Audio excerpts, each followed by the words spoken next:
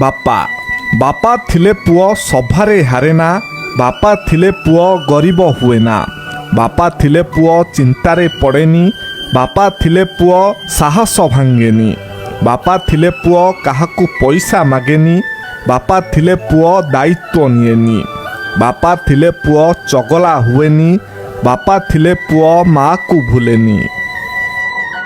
ସ୍ତ୍ରୀ ସବୁ ଦୁଃଖ କଷ୍ଟକୁ ସହିପାରେ, କିନ୍ତୁ ସ୍ୱାମୀଙ୍କ ଜୀବନରେ ଆଉ କେହି ନାରୀ ଆସିଲେ ସହିପାରେ ନାହିଁ। କାହିଁକି ନା ଜଣେ ପ୍ରକୃତ ସ୍ତ୍ରୀ ପାଇଁ ସିନ୍ଦୁର ହିଁ ଜୀବନ।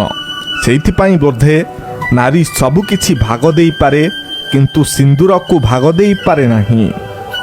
ଚିରନ୍ତନ ସତ୍ୟ ଏହି ବାଣୀ, ମିଠା କଥାରେ ମିଛ ବେଶୀ, ମିଥ୍ୟାବାଦୀଙ୍କ ହସ ବେଶୀ, ସରଳିଆ ଧୋକା ଖାଏ ବେଶୀ, ବଡ଼ ଲୋକଙ୍କ ଚାହିଦା ବେଶୀ, ବୋକାମାନେ ଭଲ ପାଆନ୍ତି ବେଶୀ, ମଧ୍ୟବିତ୍ତମାନଙ୍କ ସ୍ୱପ୍ନ ବେଶୀ, ଆଉ ଗରିବଙ୍କ କଷ୍ଟ ବେଶୀ।